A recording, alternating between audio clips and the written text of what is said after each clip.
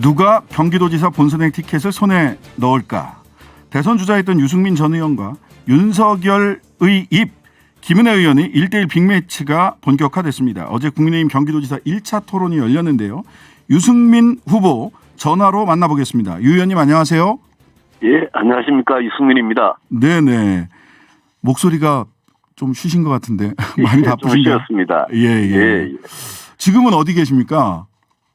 지금은 여기 부천에 있습니다. 아, 부천.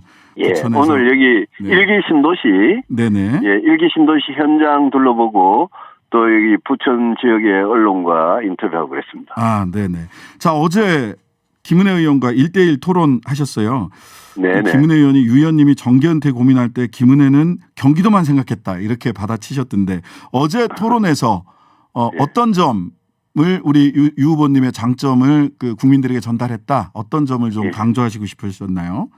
예, 저는 23년 동안 경제와 안보를 정말 고민해온 사람이고 경제와 안보는 뭐 경기도 전체가 어떻게 보면 경제, 안보 이게 다 있는 대한민국 그 자체입니다. 네. 어제 토론에서는 제가 이 경기도민들을 위한 아주 구체적인 그런 공약들, 네. 신도시 GTX 또 원격 근무를 할 수 있는 스마트 워크스테이션하고 뭐 이런 그다음에 수원 비행장 이전 이런 문제들을 저는 뭐 제 정책을 알리느라고 토론을 활용한 것 같습니다.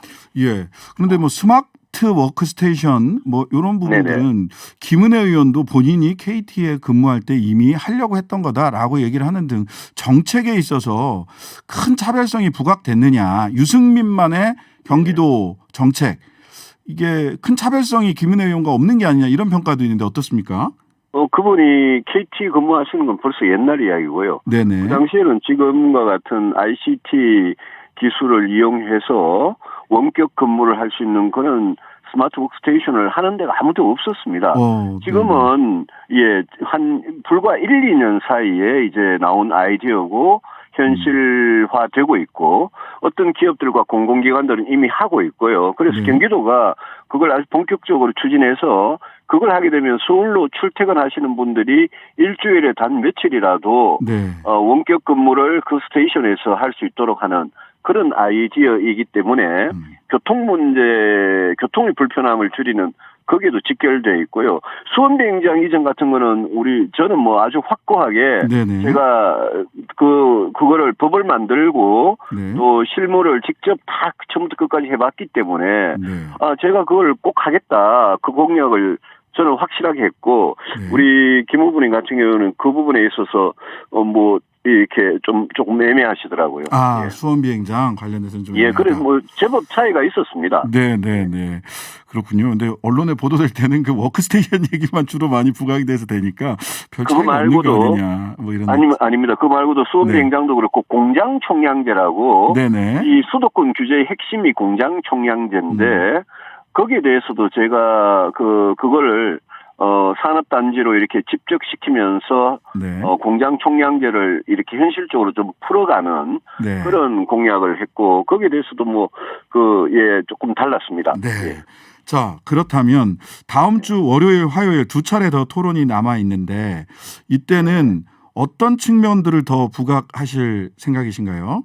저는 토론은 끝까지 경기도의 미래를 위한 저희 정책을 계속 발표할 생각이고 거기에 대해서 우리 상대 후보님하고 의견이 같으면 같은 대로 또 차이가 있으면 있는 대로 정책을 가지고 주로 토론할 생각입니다. 네. 자, 우리 유승민 후보님께서는 어쩌면 마지막 일할 기회일지도 모른다. 기회를 주시기 바란다. 인생을 통째로 쏟아붓고 싶다라고 말씀하셨습니다. 네. 그 어쩌면 마지막 일할 기회일지도 모른다. 이 부분을 놓고 그러면 다음 대선은? 이라는 질문을 던지는 분들도 계십니다. 다음 대선은 저 머릿속에 지금은 없습니다. 왜냐하면요. 제가 두 번의 대선 도전에서 실패했는데 경기도가 이 대한민국의 모든 문제를 다 안고 있는 그런 정말 어떤 하나의 국가 사이즈의 그런 이 도이기 때문에 네네. 저는 제가 23년 동안 정말 갈고 닦았던 정책의 역량을 경기도에서 꼭 한번 펼쳐 보이고 싶습니다. 네. 제가 4년 동안 경기도의 교통 문제나 주택 문제, 일자리 문제, 복지, 돌봄 이런 경기도민들께서 가장 고통을 받고 있는 이런 문제들을 정말 시원하게 해결을 좀 해드려야지. 그래야지 저한테 또 정치적인 미래도 있는 거 아니겠습니까? 네. 그래서 저는 지금은 4년 동안 오로지 경기도민들을 모시겠다 이 생각밖에 안 하고 있습니다. 네. 그런데 이거를 최근에 소위 김은혜 의원 경기도지사 출마, 그다음에 윤석열 후보 당선자와 TV 토론을 담당했던 황상무 씨의 강원도지사 단수. 강원도 그다음에 홍준표 의원에 대한 견제로 보이는 유영아, 박근혜, 또 권영세, 윤석열 네 분의 만남.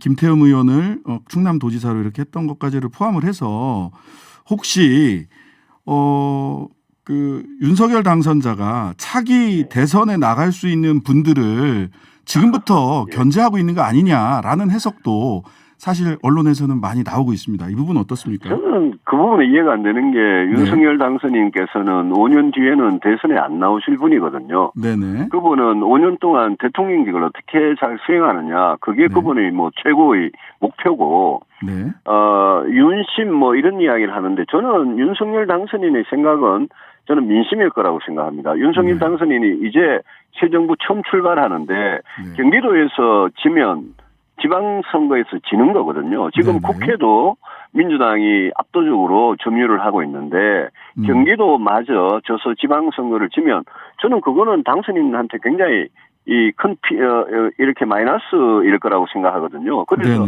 민심에서 이기는 후보, 그래서 본선에서 이기는 후보를 도울 거다라고 생각하고 또 뭐 설사 그런 게 있더라도 저는 실력으로 승부하겠습니다. 이 출마를 한 사람 입장에서는 현실적이고 정치적인 그런 어려움들이 장애물들이 있더라도 그거를 뛰어넘는 거는 그거는 선수가 해야 될 몫이기 때문에 저는 어떤 일이 있더라도 제 실력으로 승부하겠습니다. 네. 저희 프로그램에 이 토론자로 나오시는 김용남 전 의원, 그러니까 지금 수원시장 예비 후보이신 분이 그렇습니다. 이분이 토론 자리에서 유승민 후보님에 대해서 뭐 듣게 좀 거북하실 수 있으시겠습니다만 배신자 이미지가 있어서 당 지지자들이 끝까지 지지해 줄 수 있을지 모르겠다. 이렇게 아주 그냥 싹 돌려서 좀 뼈 있는 말씀을 하시더라고요. 그래서 보면 그런 부분을 어떻게 돌파하시겠습니까? 김용남 바로 그 말씀하신 김용남 후보님께서 내일 이제 수원시장 예비후보 사무실 개소식을 하는데 저한테 꼭 와달라고 그리고 자기를 지원해 달라고 그러셨거든요. 그러셨어요? 그래서 그래서 아마 지금은 생각이 좀 바뀌신 거 아닌가 싶고 아까 말씀하신 뭐 그 단어는 제가 부모님한테 물려받은 이름이 유승민이니까 저는 유승민으로 그냥 살고 싶습니다. 네네. 자, 여론조사 결과가 조금 출렁출렁합니다. 각각 다른 여론조사 결과들이 나오던데요. 전직 경기도지사나 경기도 내 당협위원장들이 김은혜 의원 지지 표명, 당심은 김 의원이 더 유리한 곳이 확보한 거 아니냐. 또 어떤 조사에서는 민심도 김은혜 의원이 조금 더 앞서는 뭐 오차범위 내이긴 합니다만 그런 것도 있고 또 가장 최근 조사를 보면 또 민심에서 우리 유 후보님이 앞서는 것도 있고 하는데 지금 당신과 민심 이 각각 서로 두 마리 토끼를 다 쫓아야 되는 상황으로 보이는데 그런가요? 어떤가요? 뭐 50대 50으로 경선을 하니까 당연히 둘 다 반반씩은 중요한 거죠. 근데 제가 근본적으로 생각하는 거는 경기도에 계시는 국민의힘 당원들이 책임 당원들이 지금 투표하시는 분들이 12만 명이 조금 넘는데요. 그분들이 가장 원하는 게 뭘까? 저는 그분들이 그냥 자기 좋은 사람, 자기 편을 이 경기도지사 후보로 내세우는 걸 원하는 게 아니라 6월 1일 지방선거에서 경기도지사 자리를 탈환해오는 거, 승리하는 거, 저는 그걸 원할 거라고 생각합니다. 그렇게 보시면 아무리 당협위원장들이 뭐 특정 후보를 돕고 뭐 줄을 서고 이런 게 있더라도 대다수의 표를 갖고 있는 우리 당원들께서는 이길 후보한테 투표할 거다. 본선에서 이길 후보. 네. 저는 그게 저라고 생각합니다. 네, 본선 경쟁력은 유승민이다. 이런 말씀 예. 주셨고요. 현안 몇 가지만 여쭤보겠습니다. 지금 네. 새 정부 첫 내각 인선 마무리됐는데 예. 서울대 60대 남성 서육남 그다음에 사회이사들 많아서 서육남 이사님들이다. 뭐 이런 평가 있습니다. 그래요. 예. 어떻게 보셨습니까? 첫 내각 인선.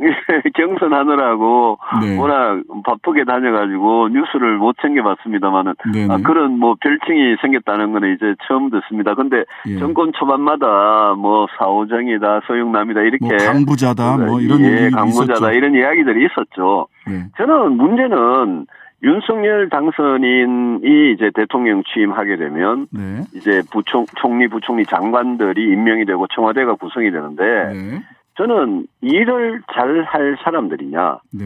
지금 대한민국이 안고 있는 문제들이 경제를 지금 성장을 시켜야 되고 저출산 문제, 양극화 문제 해결해야 되는데 이게 대한민국이 정말 살아남기 위해서는 꼭 해결해야 되는 과제인데 그런 문제들을 해결할 능력이 있느냐 저는 그게 일단 제일 중요하다고 생각합니다. 네. 물론 공직자로서 도덕성이나 결격 사항이 없는 사람이면 더 좋겠죠. 네네. 저는 뭐 그런 원론적인 생각에서 상당수 장관 후보들은 괜찮은 거 아니냐 이런 생각 가지고 있습니다. 네, 우리 유 후보님이 경제통이시니까 네. 한덕수 국무총리, 추경호 경제부총리, 그다음에 이창양 산업통상자원부 장관으로 이어지는 경제통 라인, 특히 한덕수, 추경호 라인 이 부분에 대해서는 이 두 분도 잘 아실 것 같은데 이 두 분의 잘 압니다. 이 경제 라인 평가 좀 해주시죠. 예. 한덕수 총리는 뭐 그분이 과장 할 때부터 네. 제가 아주 오래전부터 30년도 넘게 전에 알았던 분이고 그분이 노무현 김대중 정부 때 상당히 요직을 많이 거쳤거든요. 또 그분은 경제, 통상, 산업 거기다 외교 안보까지 경험이 있으셔서 네. 저는 뭐 국정 전반을 이렇게 대통령을 도와드리는 그런 국무총리 자리로 아주 적합하다고 보고요. 추경호 이 경제부총리 기재부 네. 장관이죠. 네. 추경호 지금 국회의원이죠. 추경호 의원의 경우에는 제가 국회 기재위에서 오랫동안 같이 일을 했고 또 네. 그분이 정부에 계실 때 제가 네. 오랫동안 알던 사람입니다. 아주 유능하고 정말 일을 추진해갈 그런 능력이 있으신 분이고 그래서 저는 이 경제관료 출신들을 그렇게 쓰는 거는 좋은 사람들 고른 것 같다는 생각이고 네. 다만 이게 경제관료 출신하고 그냥 이렇게 학자나 전문가 출신하고 어느 정도는 좀 좋아질 필요는 있습니다. 그래서 늘 보면 이 부총리 기재부 장관 쪽이 그렇게 되면 이제 청와대는 좀 학자 출신을 쓴다든지 그런 네. 인사의 균형이 있으면 좋겠다. 그 정도 생각입니다. 네, 네, 알겠습니다. 자, 전화 상태가 조금 고르지 않은데요. 자, 마지막으로 예. 우리 예. 경기지사 후보 유승민 후보의 각오 우리 청취자 여러분께 전해 주시죠. 예, 오늘 아침에 고양시 대곡역에서 GTX-A 건설 현장에 갔고 지금은 부천의 일기 신도시에 와 있습니다. 우리 경기도민들께서 서울은 노른자다, 경기도는 흰자다, 또 청춘을 서울에 출퇴근하면서 청춘을 다 바쳤다 이렇게 하는 드라마 대사를 보고 정말 네. 가슴이 아팠습니다. 네네. 그거 제가 꼭 해결해 드리고 싶어서 네네. 경기도지사에 출마했다는 그런 말씀 드리고 싶습니다. 네, 오늘 말씀은 여기까지 듣겠습니다. 지금까지 경기도지사 예비후보 유승민 전 의원이었습니다. 감사합니다. 감사합니다.